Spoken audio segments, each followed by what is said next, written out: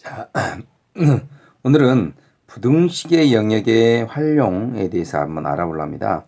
부등식의 영역을 활용해서 최대 최소값을 어떻게 해결할 것인지에 대해서 한번 알아보자는 얘기입니다. 자, 다섯 번째입니다. 부등식의 영역에서 다섯 번째. 부등식의 영역에서 최대 최소.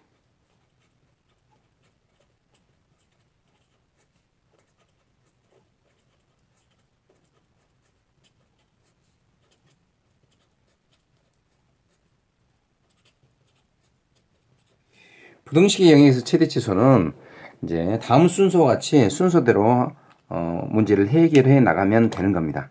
첫 번째, 우선 부등식의 영역을 좌표 표면에 나타내 줘야 돼요. 첫 번째, 부등식의 영역을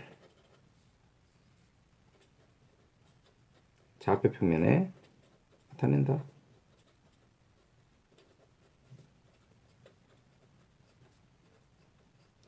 이 앞전 시간까지 이야기했던 부등식의 영역 우리가 했었죠. 그걸 그냥 좌표 표면에 나타내주면 되는 겁니다. 두 번째, 구하고자 하는 값을 K값으로 놔주면 됩니다.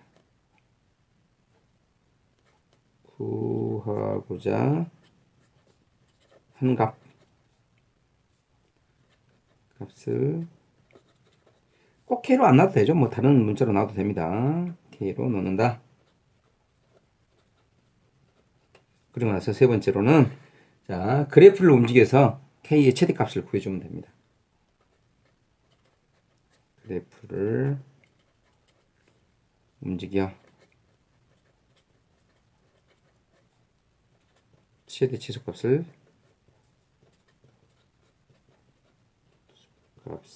구합니다. 이 순서대로만 생각을 해주신다면 쉽게 부등식 영역에서 최대 최소를 쉽게 구할 수 있지 않을까. 예를 한번 들어보도록 하겠습니다. 자, xy가 실수고요. x제곱 플러스 y제곱은 1보다 작거나 같을 때 이때 이 안에 들어있는 이걸 만족하는 영역 안에서 x 플러스 2y의 최대값이랑 최소값을 한번 구해주라는 이야기예요. 그러면 하란 대로 우선 첫 번째 부등식의 영역을 좌표표면에 나타낸다 했었죠. 그대로 나타내니 이거 먼저 원 그려봐야죠. 이런 원이 있습니다. 이렇게요. x축이고 y축이고 이렇게 1이고요. 마이너스 1이고 원점이겠죠. 자, 좌표 평면 위에 이 부등식을 만족하는 0,0대와 부등식 성립하죠. 안쪽입니다. 이 원에 의해서 좌표 평면은 크게 안쪽과 바깥쪽으로 나눠지는데 이때 1보다 작거나 같은 부분은 즉 원의 중심에서 0,0에서 지금 좌표 평면 위에는 이미전까지 거리의 제곱이 1보다 작거나 같으면 되죠. 이 영역 안에 있는 x, y들 중에서 x 플러스 2y의 최대값을 찾아주라는 얘기. 와우. 첫 번째 했습니다. 이걸 일일이 다 대입할 수는 없잖아요. 그래서 구하고자 하는 값을 뭘로 놓자는 얘기입니까? x 플러스 2y를 k로 놓자는 얘기죠. 이렇게. 그럼 이 y값은, 이 k값은 이 직선에서 어떤 직선이냐면 y는 마이너스 2분의 1 x 플러스 2분의 k라는 직선입니다. 기울기가 마이너스 2분의 1인 직선 중에서 y절편이 가장 작은 걸 또는 가장 큰 걸 찾아주라는 이야기예요. 그러면 기울기가 마이너스 2분의 1이라 했으니까 이제 그래프 움직이라 했었죠. 기울기가 k가 0일 때는 어떻게 되냐면 이게 되겠죠. 이렇게. 그려볼게요. 이렇게. 여기 위에 있는 모든 점들을 대입해주면 k값이 0이 나온다는 이야기예요. 자, 점점 이제 k값이 y절편이 커지죠? 커집니다. 어디까지? 그렇죠. 이렇게 접했을 때. 접했을 때 가장 크지 않을까요? 가장 작을 때는 반대로 밑으로 내려오면 되겠죠. 평행하게 그대로 내려옵니다. 내려와서 이렇게 접했을 때가 가장 작다는 사실을 알 수 있죠. 그래서 접할 때니까 이 식을 여기다 대입을 시켜도 되고 아니면 원의 중심에서 이 직선까지 거리가 얼마가 되면 됩니까? 그렇죠. 1이 됐을 때를 생각을 해주면 그때 k값을 찾아주면 되겠죠. 그래서 얼른 찾아보니까 이렇게 되겠네요. 네, 이것은 직선을 그리기 위해서 하는 거니까 이놈 이항시켜주면 0,0에서 어디까지 x 플러스 2y 마이너스 k가 0이라는 이 직선까지의 거리, 그 거리가 반지름 1이랑 같으면 돼요. 이제 그 반지름 r이라 한다면 루트 얼마? 1의 제곱 플러스 2의 제곱이니까 5 나오죠? 5분의 절대값 K가 되겠습니다. 이 값이 얼마가 되면 되죠? 1이 되면 되죠.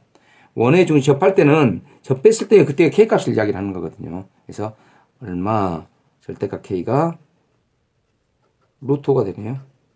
즉 최대값은 누구의? K의 최대값이죠. 최대값은 루트 5가 될 것이고 가장 작은 값은 얼마가 되겠습니까? 그렇죠. 마이너스 루트 5가 되겠죠.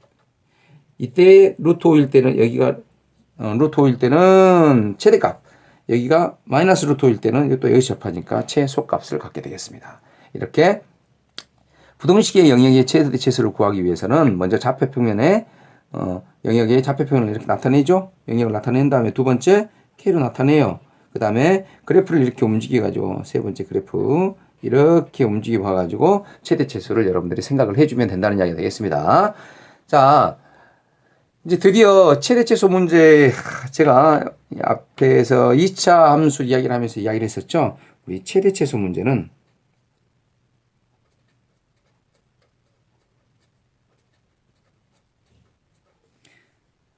몇 가지로 나눠진다 했었죠. 우리가 이제 배웠던 것을 그대로 한번 상기를 한번 시켜보도록 하겠습니다. 자, 첫 번째 우리 지금 이 앞에 배웠었죠. 2차 함수.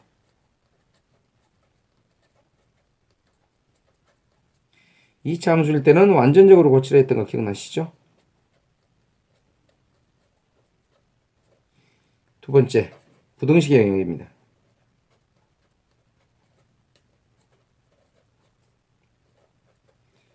자, 부등식의 영역은 어떻게 하라 했는지 기억나십니까? 순서대로 기억을 하세요. 첫 번째, 이제 쓰진 않겠습니다.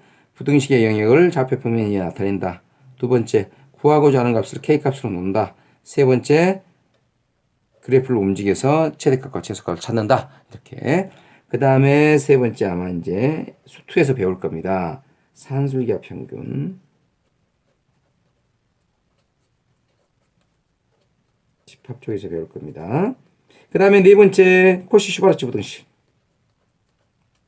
이것도 집합에서 배울 겁니다. 코시-슈바르츠 부등식. 다섯 번째, 이제 미분에서, 미적 원에서 배웁니다.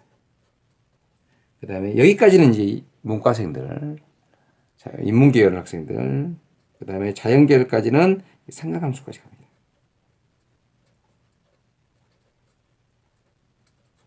이것 말고도 최대 최소 구하는 문제들이 분명히 더 있습니다.